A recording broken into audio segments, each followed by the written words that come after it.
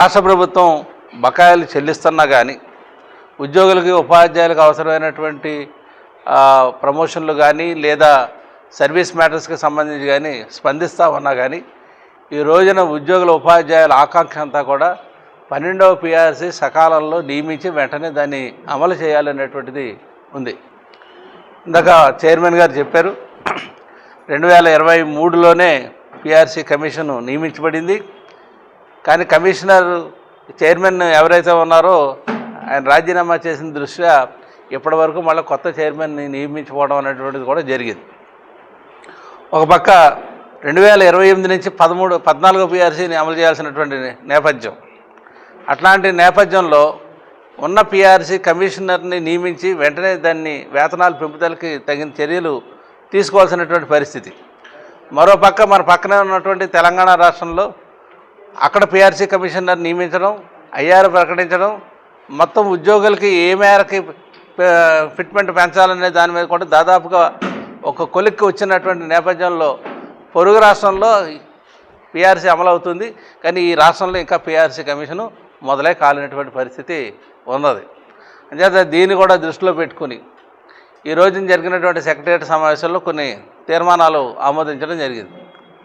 ఈ రాష్ట్ర ప్రభుత్వం ఏదైతే 12వ పిఆర్సీ కమిషనర్ పోస్ట్ ఏదైతే ఖాళీగా ఉందో దాన్ని వెంటనే భర్తీ చేసి 12వ పిఆర్సీ కమిషన్ని ప్రకటించాలి.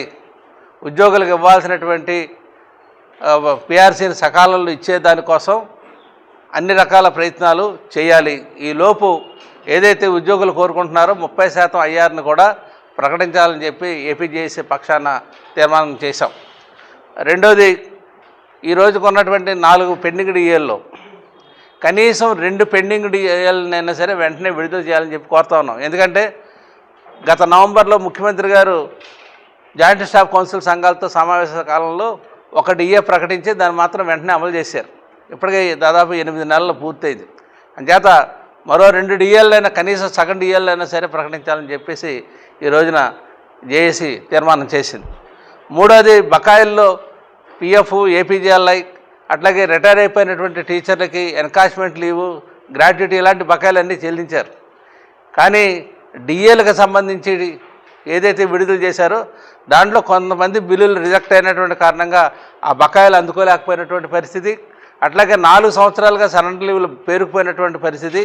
వీటిని కూడా విడుదల చేయడానికి రాష్ట్ర ప్రభుత్వం వెంటనే చర్యలు తీసుకోవాలని చెప్పి మరో తీర్మానం చేస్తాం. అన్నిటికీ మించి ఇప్పుడు ఉపాధ్యాయ వర్గంలో ఈ రోజున ఒక పెద్ద ఆందోళన నెలకొంది. రిక్రూట్మెంట్ సందర్భంలో ఉపాధ్యాయులకి ఎలిజిబిలిటీ టెస్ట్ అనేటువంటిది ఒకటి కేంద్ర ప్రభుత్వం అట్లాగే రాష్ట్ర ప్రభుత్వాలు కూడా పెడతా ఉన్నాయి.